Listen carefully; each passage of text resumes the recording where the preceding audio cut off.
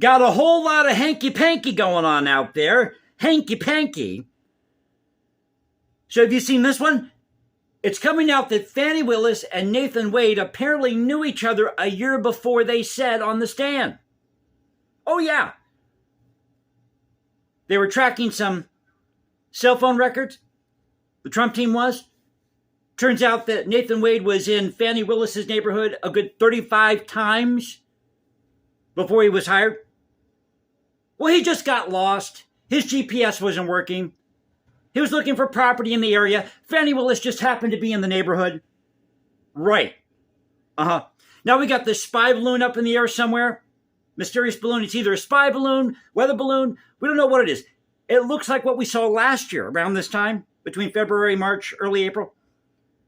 What else is in the news? There's so much breaking news. Now, I wanted to originally do a video talking about the AP. Because you have these October 7th victims from this attack in Israel who are suing the AP for apparently hiring these Hamas supporters, photographers, journalists. Then you had Trump today who was talking at this rally. You've got the South Carolina primary tomorrow. And now it sounds like this Truckers for Trump is going to be done on an individual basis. Did I say baseless? Basis. I meant basis. An individual baseless. There you go. It's an individually baseless video today. How about that? I'm just teasing.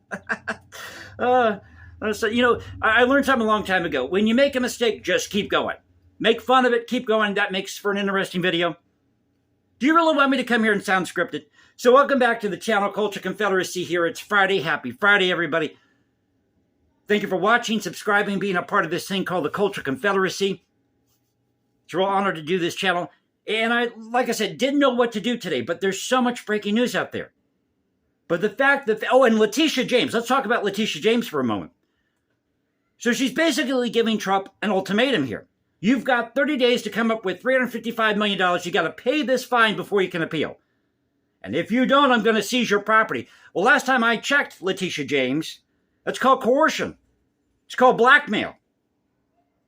Or leans towards the area of blackmail, so she better be very careful. And if I were Trump, I would countersue Letitia James. That's what I would do. Immediately, don't put up with this BS. Countersue her ass. That's what I would do. And countersue her for defamation of character, claim that she is engaging in coercion, backdoor deals. By the way, did Judge Engoron, did he invest in a property that he overvalued to get a loan from the bank? You know, he was a former cab driver. So he was a cab driver before he went into law, became a judge. So did he overcharge for these rides with his cab? Somebody should investigate that. So lots of breaking news out there. A mystery, quote-unquote, spy balloon possibly. Fani Willis and Nathan Wade. A little hanky-panky possibly going on a year before they said on the stand.